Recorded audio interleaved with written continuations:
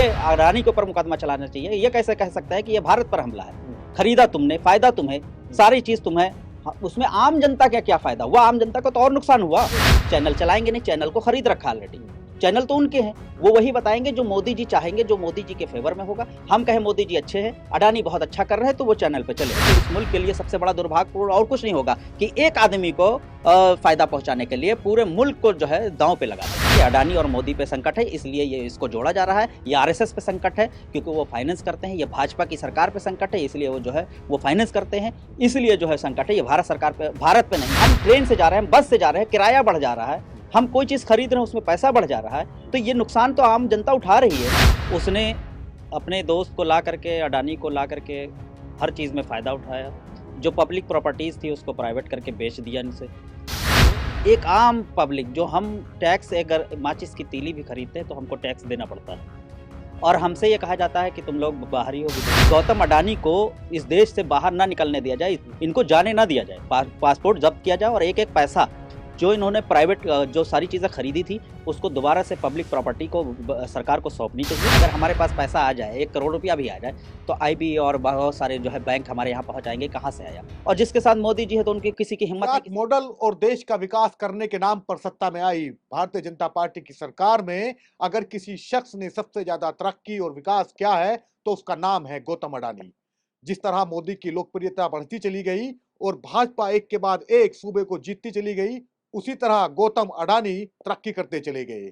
लेकिन पिछले 72 घंटों में आई हिंडनबर्ग की रिपोर्ट ने अडानी के पर ऐसा प्रहार किया कि वो पहले विश्व के टॉप 10 अमीरों की लिस्ट से गायब हुए और लगातार उनके शेयरों में गिरावट दर्ज की जा रही है।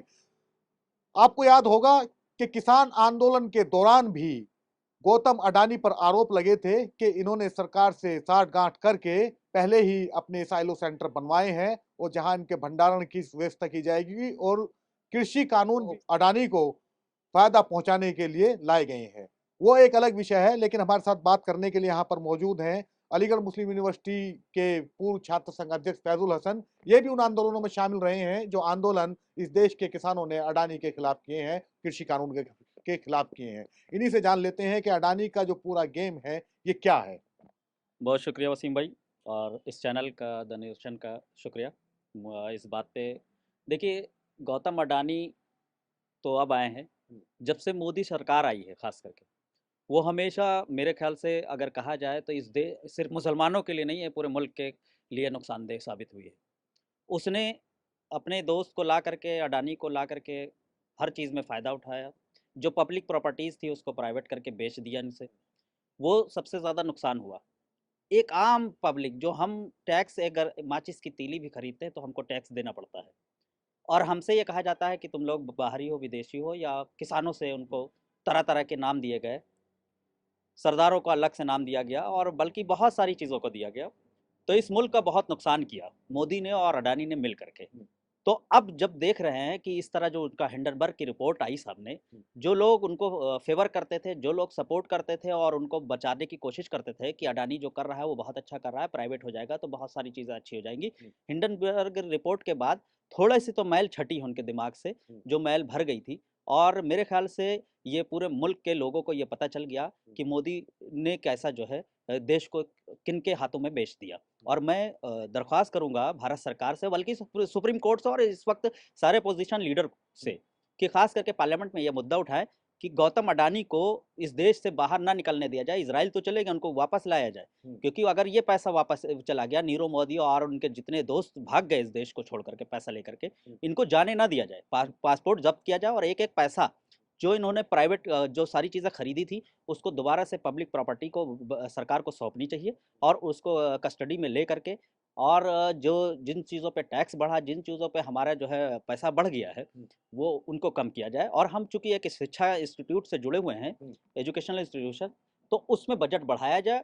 आज बजट पेश हुआ है, लेकिन शिक्षा में उस तरह का बजट नहीं आया जो हम लोग एक्सपेक्ट कर रहे थे कि शायद हो सकता है नहीं, कुछ। बजट में भी आएंगे, बजट में भी आएंगे। उससे पहले ये बता दीजिए, जब ये हिंडनबर्ग की रिपोर्ट आई तो भारतीय जनता पार्टी के नेताओं और कुछ एक विशेष जो एंकरों की जमात है, उन्होंने कहा कि ये हमला जो है ये सिर्फ अडानी पे नहीं है, ये भारत पर हमला है। खुद अडानी ने की जो फर्म है, ठीक है, अडानी ग्रुप, उसने भी बाकायदा ये बयान दिया कि ये हमला भारत पर हमला है। कैसे देखते हैं इसको? पब्लिक प्रॉपर्टी को अगर हम खरीद लें, एक सरकारी ज़मीन को खरीद करके और हम प्राइवेट खरीद करके और हम कहें कि ये जो है स्टेट पर हमला है, ये भारत पर हमला है, तो ये बहुत अफ़सोस की बात है। जो लोग ये बात कर रहे हैं, वो इस देश के साथ जो है बहुत अन्याय कर रहे हैं और इस पे सारी पब्लिक को बोलना चाहिए कि ये पब्लिक प्रॉपर्टी को जिस तरह प्राइवेट करके और इन लोगों ने अब भारत पे हमला बता रहे हैं, ये बहुत ही निहायत शर्मनाक बयान है जो अनकॉन्स्टिट्यूशनल है बल्कि। इस पे मुकदमा भी होना चाहिए भारत सरकार को, इस पे मुकदमा जो लोग ये कर रहे हैं। ये अडानी के ऊपर मुकदमा चलाना चाहिए। ये कैसे कह सकता है कि ये भारत पर हमला है?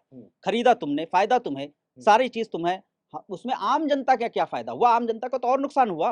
हम ट्रेन से जा रहे हैं, बस से जा रहे हैं, किराया बढ़ जा रहा है, हम कोई चीज़ खरीद रहे हैं उसमें पैसा बढ़ जा रहा है, तो ये नुकसान तो आम जनता उठा रही है ना। जिसके यहाँ कमाई 2000 की नहीं है और उसको 20,000 रुपए का खर्चा आ गया उसके सर पे, उसके बच्चों की फीस में बढ़ोतरी हो गई, उसके हर चीज़ में बढ़ोतरी हो गई, तो ये तो नुकसान आम जनता झेल रही है। वो कहाँ दुःख दर्द बताए, क्योंकि अगर हम बताएँगे, चैनल चलाएँगे नहीं, चैनल को खरीद रखा ऑलरेडी। चैनल तो उनके हैं, वो वही बताएँगे जो मोदी जी चाहेंगे, जो मोदी जी के फ़ेवर में होगा। हम कहें मोदी जी अच्छे हैं, अडानी बहुत अच्छा कर रहे हैं, तो वो चैनल पे चलेगा। लेकिन अगर हम कहें कि मोदी जी की वजह से ये नुकसान हो रहा है देश में, अडानी की वजह से ये हमारा बहुत नुकसान हो रहा है, हमारे घर उजड़े जा रहे हैं, हमारे घर में ये नुकसान कलेश हो जा रहा है, तो वो नहीं चलाया जाएगा, क्योंकि वो उनका चैनल है, वो उनके तौर तरीके है अपना। तो इस देश को अगर बचाना है तो अडानी से सारी प्रॉपर्टी को ज़ब्त करना चाहिए भारत सरकार को और वापस पूरी पब्लिक प्रॉपर्टी को उसको जो है रिवोक करना चाहिए। अच्छा, कोई एक साधारण आदमी या किसान अगर बैंक की कर्जा अदा नहीं कर पाता है, तो बैंक रिकवरी भेज देता है उसके यहाँ पे, नीलामी करने के लिए भेज देता है। ये इतने बड़े-बड़े लोग बैंकों से कर्जा लेकर भाग गए, कैसे भाग गए? देखिए, जब भारत सरकार का जो सबसे बड़ा अधिकारी का ये जो सबसे बड़ा कस्टोडियन है प्राइम मिनिस्टर, सब उसी के दोस्त हैं। किसकी हिम्मत है, कौन उनके यहाँ आईबी अब पूछताछ सब पहुँच जाती है। अगर हमारे पास पैसा आ जाए, 1 करोड़ रुपया भी आ जाए, तो आईबी और बहुत सारे जो है बैंक हमारे यहाँ पहुँच आएँगे, कहाँ से आया? लेकिन लोगों को अरबों-खरबों रुपए लेकर के इस देश से चले गए, क्यों? क्योंकि उनके साथ मोदी जी हैं। और जिसके साथ मोदी जी हैं, तो उनकी किसी की हिम्मत नहीं, किसी जो है इंटेलिजेंस ब्यूरो के या कोई चीज़ भी एजेंसीज़ की। जो सरकारी एजेंसी है उनको प्राइवेट बना रखा है, वो उन्हीं के यहाँ जाएँगी जो भारत सरकार के या वो भाजपा सरकार के खिलाफ होगी।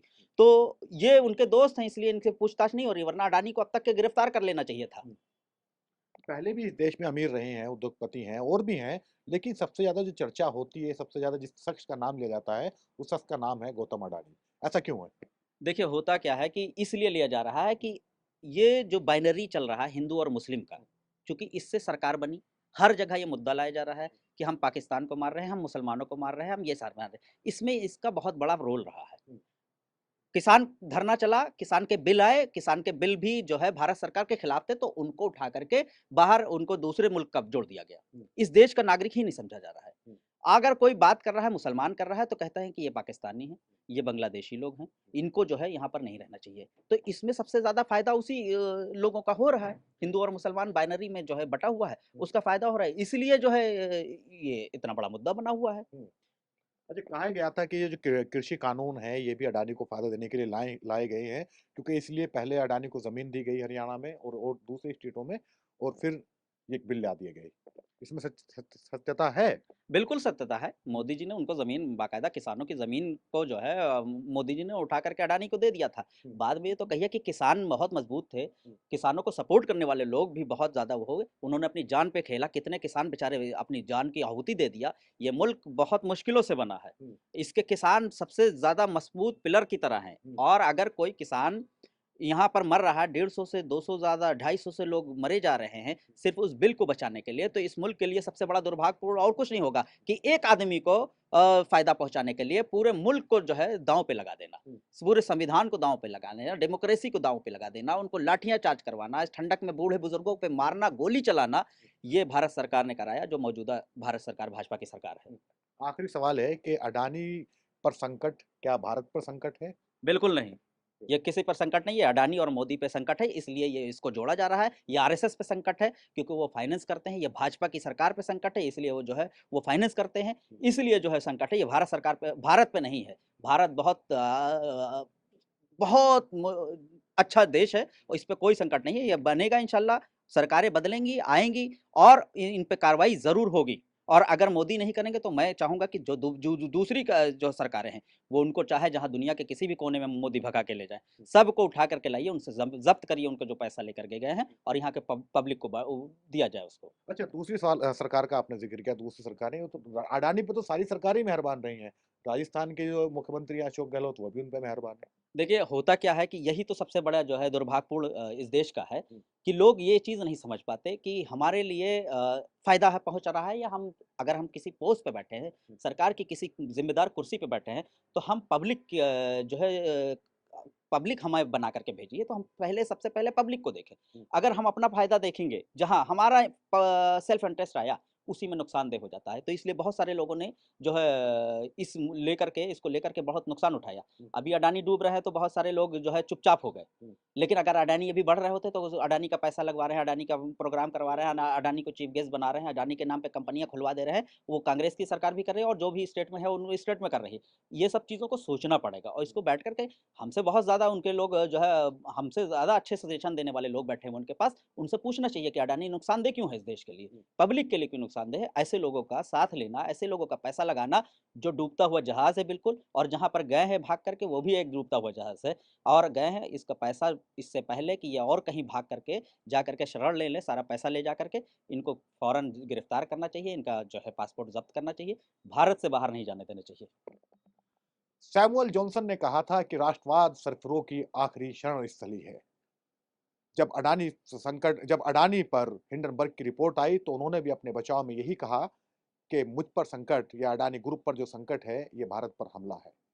लेकिन जो लोग हैं वो बताते हैं कि किसी एक व्यक्ति पर हमला भारत पर हमला नहीं है। क्या अडानी अपने इस कथन को सही साबित कर पाएँगे? क्या उनके ऊपर जो मेहरबान रही है सरकार की जो मेहरबानियाँ रही हैं, क्या वो आगे भी रहेंगी? क्या उनका पासपोर्ट जब्त होगा? ये वो सवाल हैं जो हर वो शख्स पूछ रहा है जिसे जिसने अडानी की दिन दोगुनी और रात चौगुनी तरक्की पिछले कुछ सालों में दी।